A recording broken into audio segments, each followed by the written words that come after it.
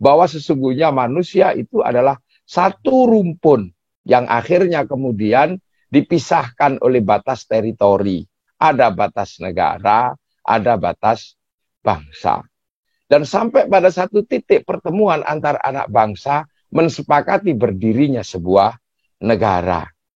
Nah, orang Arab akhirnya bersepakat bangsa Arab, satu bangsa bersepakat menjadi puluhan negara. Bangsa Eropa, bangsa Arya bersepakat dalam satu bangsa, bersepakat dalam beberapa negara. Nah, Indonesia kebalikannya. Ada puluhan bangsa bersepakat dalam satu negara kesatuan Republik Indonesia. Maka perawatannya juga berbeda. Dari satu bangsa bersepakat menjadi puluhan negara, tapi kita puluhan bangsa bersepakat dalam satu negara.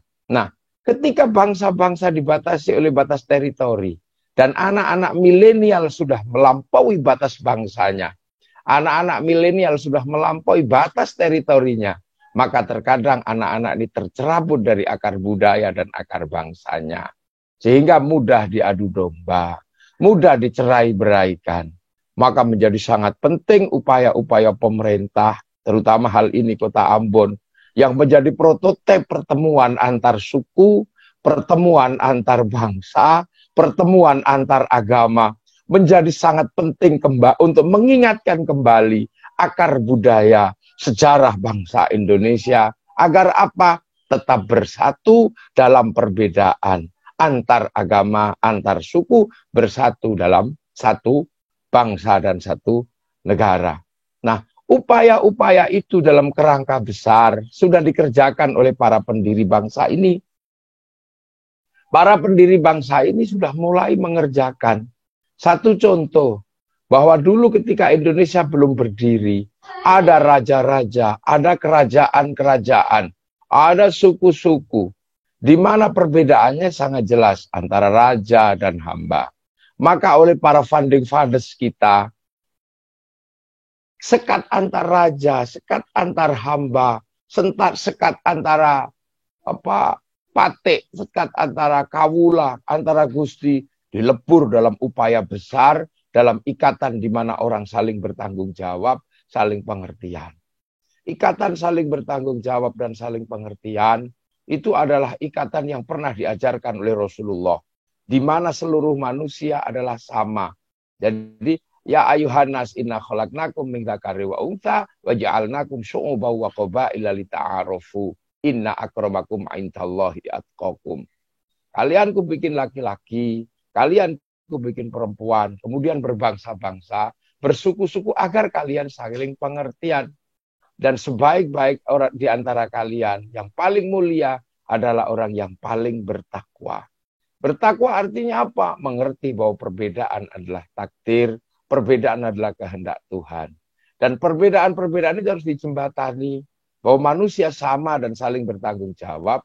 Maka para pendiri bangsa mengambil kalimat Rasulullah, kullukum ra'in wa kullukum mas'ulun an ra'iyati, yang akhirnya kalian adalah semua ra'iyah, di mana kalian saling bertanggung jawab. Sehingga konsep raja, konsep hamba, konsep kawulo, konsep gusti di Indonesia disatukan dalam bahasa ra'iyah. Maka kemudian lahirlah konsep itu bersama, namanya ra'iyah atau rakyat. Maka ketika berbicara ra'iyah atau rakyat, sesungguhnya adalah jembatan agar anak bangsa bersatu dan tidak saling mengkafirkan.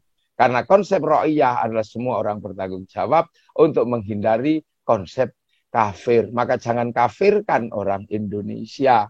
Dan itu sudah dilewati. Nah, ra'iyah ini ngumpul secara bersama-sama. Maka kemudian lahirlah konsep musyarakah yang akhirnya diserap ke bahasa Indonesia menjadi masyarakat.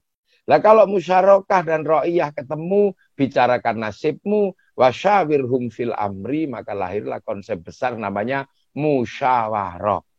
Nah, kerangka-kerangka besar ini mesti diingatkan bahwa anak-anak bangsa ini pernah bersatu secara bersama-sama untuk apa?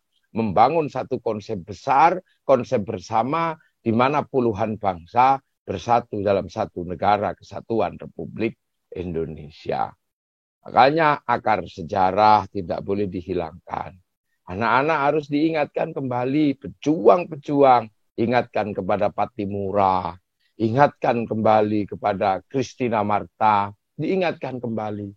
Orang-orang harus diingatkan kepada Sultan Babullah, harus diingatkan kembali kerajaan-kerajaan Ternate, kerajaan-kerajaan Ambon. Untuk apa? Agar tidak minder menjadi bangsa Indonesia. Karena akhir-akhir ini banyak sekali apapun yang dimiliki oleh bangsa ini dianggap sebagai sesuatu yang tidak baik. Upaya-upaya untuk menjelek-jelekkan bangsa ini hari ini semakin kuat. Apapun yang dimiliki oleh bangsa ini seolah jelek. Punya Pancasila dibilang jelek. Punya Undang-Undang Dasar, punya merah putih dibilang jelek. Punya presiden dijelek-jelekin. Punya TNI Polri dijelek-jelekin. Ini kalau dibiarkan dan tidak diingatkan kembali bahwa kita adalah bangsa di mana kita setara dengan bangsa-bangsa yang lain. Ini harus diingatkan. Cerita-cerita rakyat Ambon, cerita-cerita rakyat Maluku harus dikeluarkan kembali, diingatkan kembali. Kenapa?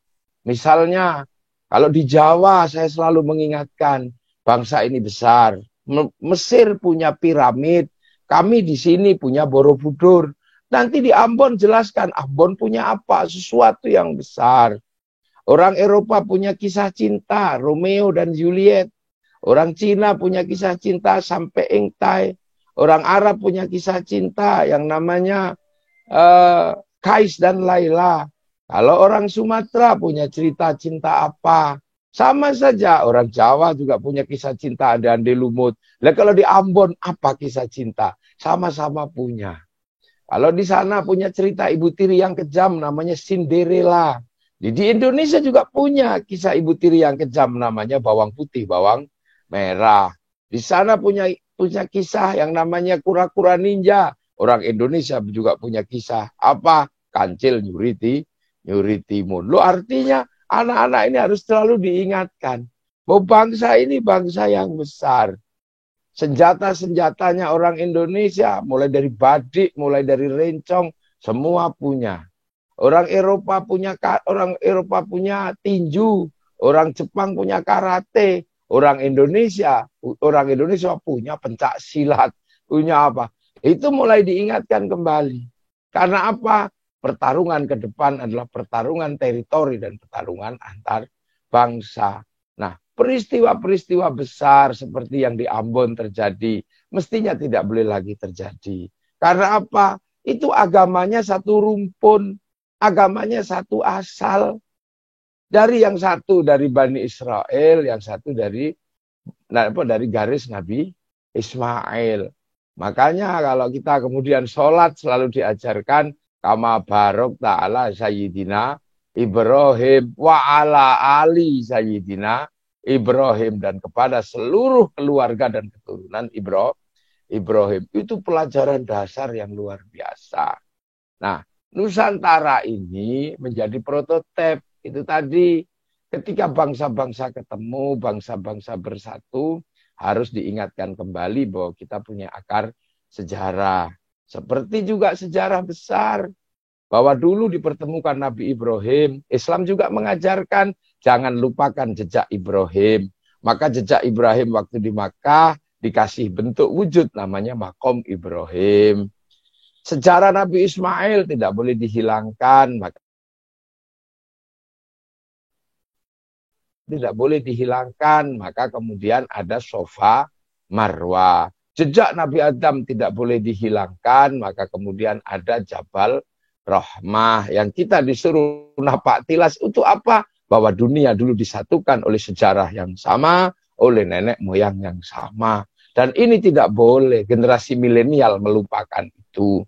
Orang Nasrani punya sejarah Bethlehem, orang Yahudi punya sejarah Benteng Ratapan, orang Buddha punya sejarah Gautama, orang Hindu punya sejarah Borobudur, orang Buddha punya sejarah Prambanan.